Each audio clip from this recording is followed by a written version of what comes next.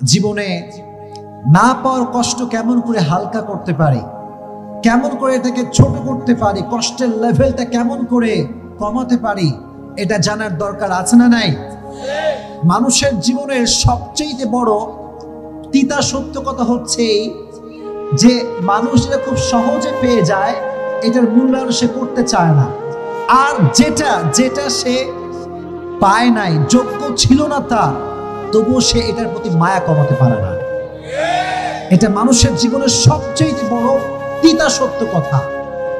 কলিজার টুকরা যুবক, আমার বোনেরা, জীবনে যদি না পাওয়ার কষ্টকে হালকা করতে চান, একটা বাক্য অলওয়েজ মাথায় রাখবেন, अगर जिंदगी में सब कुछ मिल जाए तो तमन्ना किस बात की करूंगा मैं।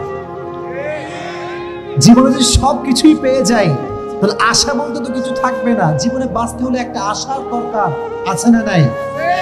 জীবনে থাকার জন্য, বেঁচে থাকার জন্য প্রত্যেকটা ধাপে ধাপে রবের উপরে একটা ভরসার দরকার আছে না নাই? আজ থেকে জীবনের সমস্ত না পাওয়া জিনিসগুলোকে আল্লাহর উপরে ভরসা করে ছেড়ে দিবেন। আল্লাহকে বলবেন, আল্লাহ আমার জীবনে যা আমি পেয়েছি তুমি সব দিয়েছো, আর যা পাইনি তাও তো না দেওয়ার মালিক একজন, তিনি কে? এই পৃথিবীতে হাজারো মানুষের আপন মানুষ হারিয়ে গিয়েছে, হাজারো মানুষের প্রিয় মানুষ হারিয়ে গিয়েছে, প্রিয় জিনিস হারিয়ে গিয়েছে, আর ইতিহাসের এই সব মানুষগুলো একটা বাক্য বলেই নিজেকে প্রশান্ত রেখেছে। বাক্যটার নাম হচ্ছে আল্লাহ ভরসা। সুবহানাল্লাহ পড়েন। আচ্ছা বলেন, সব বিষয়ে একটা বাক্য বলবো, আল্লাহ ভরসা। বলেন না আল্লাহ ভরসা।